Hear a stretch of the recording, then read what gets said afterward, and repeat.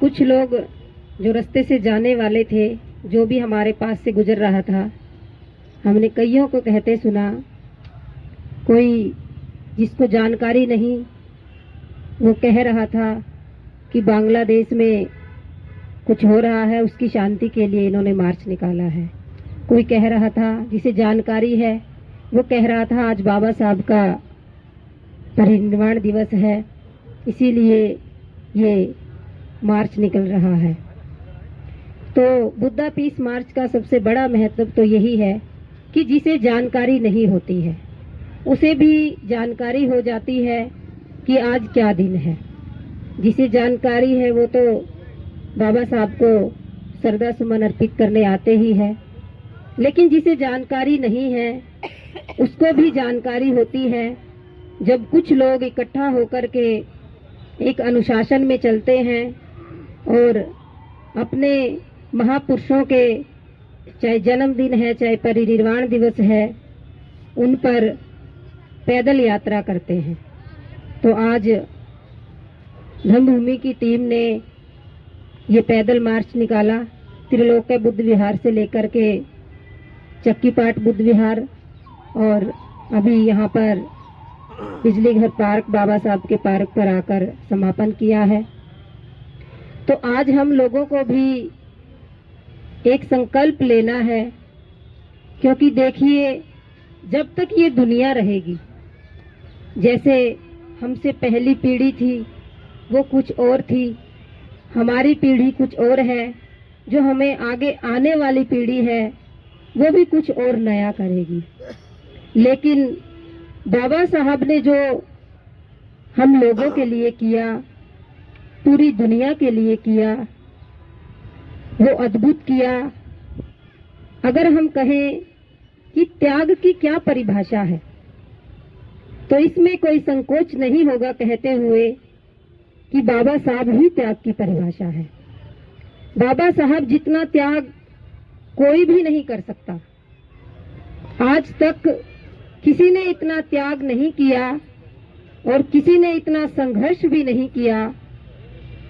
बाबा साहब का बाल्यकाल से ही, जन्म से ही अपमान होना शुरू हुआ और अपमान सहते सहते बाबा साहब जिस मुकाम पर पहुंचे, वहां मुकाम पर पहुंचने के बाद भी अपमान नहीं मिला।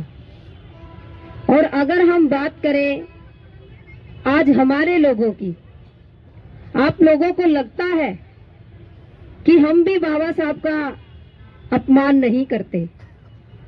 अगर आप लोग अभी तक दूसरी व्यवस्था में हो तो आप भी बाबा साहब का अपमान ही कर रहे हो। अगर अभी तक आपने बुद्ध का मार्ग नहीं अपनाया तो हम भी अभी तक बाबा साहब का अपमान ही कर रहे हैं।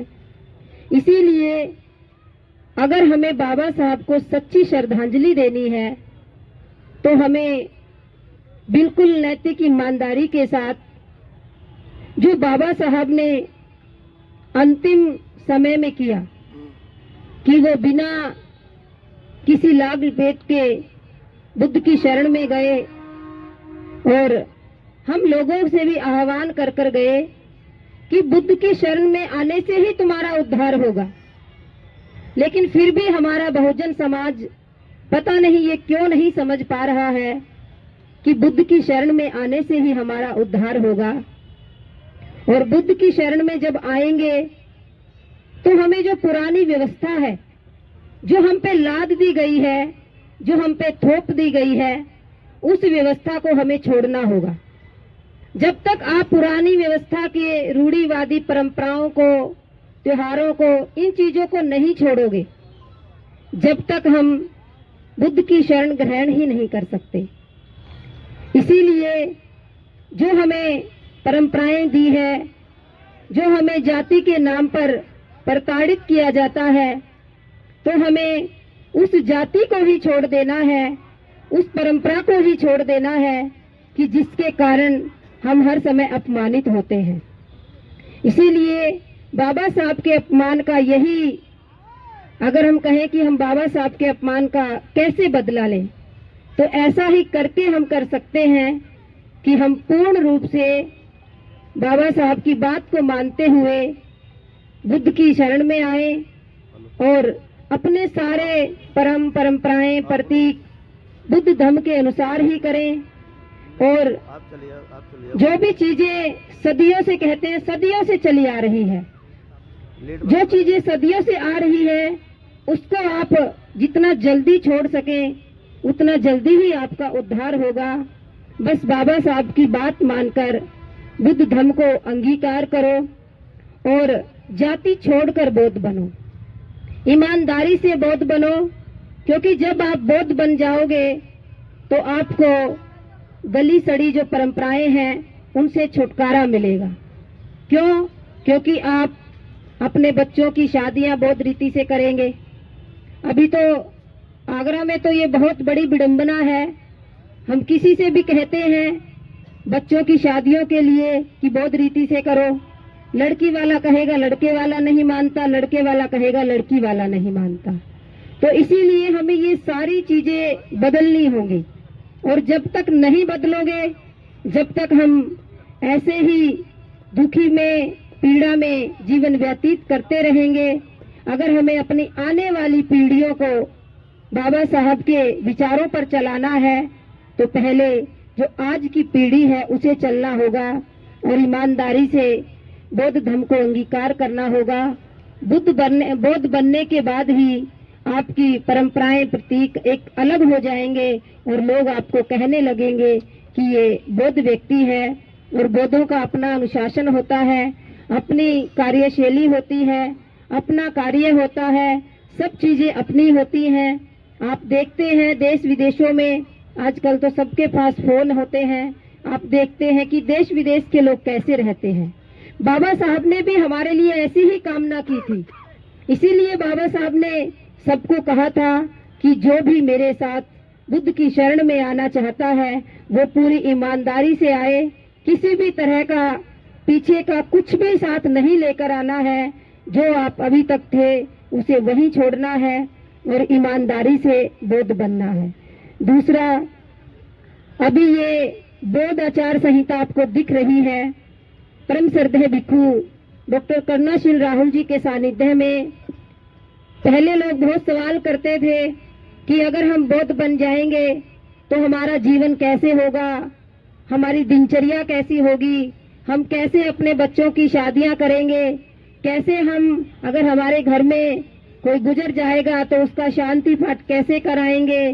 तो जितने भी हमारे परंपराएं प्रतीक है वो सब इस बौद्ध आचार संहिता में दिए हुए हैं, क्योंकि बाबा साहब जैसा चाहते थे कि एक व्यक्ति बौद्ध बनने के बाद में कैसे जीवन जिए। तो बौद्ध बनने के बाद में हमें श्रेष्ठ जीवन जीना है और श्रेष्ठ जीवन जीने के लिए आपको बौद्ध बनना ही पड़ेगा और आपको बुद्ध की शरण में आना ही पड़ेगा। जब बुद्ध की शरण में आ जाओगे तो आपको समझ में आ जाएगा कि बुद्ध का मार्ग कितना अद्भुत है, बुद्ध का मार्ग कितना सुंदर है। जो भी बुद्ध की शरण में आता है उसका जीवन अपने आप श्रेष्ठ बनने लगता है। क्यों? क्योंकि वो बुद्ध के बताए मार्ग पर चलता है। और जब बुद्ध के बताए मार्ग पर चलेंगे तो हम अपने जीवन को भी श्रेष्ठ बनाएंगे, अपने परिवार को भी श्रेष्ठ बनाएंगे और अपने समाज को भी श्रेष्ठ बनाएंगे।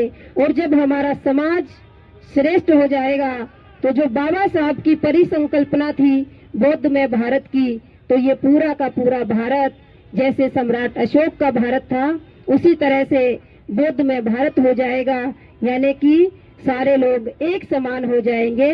बौद्ध धर्म की क्या पहचान? मानव मानव एक समान।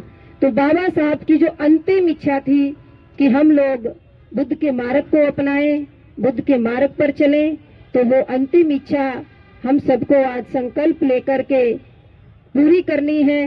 और जब तक हम लोग जीवित रहें, जीवन पर्यंत हम बाबा साहब के बताए हुए मार्ग पर चलेंगे और बाबा साहब का जो सपना अधूरा है उसे पूरा करने का प्रयास करेंगे, प्रयत्न करेंगे।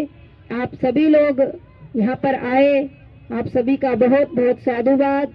और आगरा तो बहुत ही एक ऐतिहासिक धरती है, क्योंकि जब बाबा साहब आगरा में आए 18 मार्च 1956 को, बाबा साहब ने अपने हाथ से अपने हाथों से बुद्ध विहार की नींव रखी, बुद्ध की प्रतिमा स्थापित की, तो ये कितनी अद्भुत बात है कि आप उस जगह के रहने वाले हो जहाँ पर बाबा साहब ने अपने हाथों से बुद्ध विहार बनाने का सपना देखा था।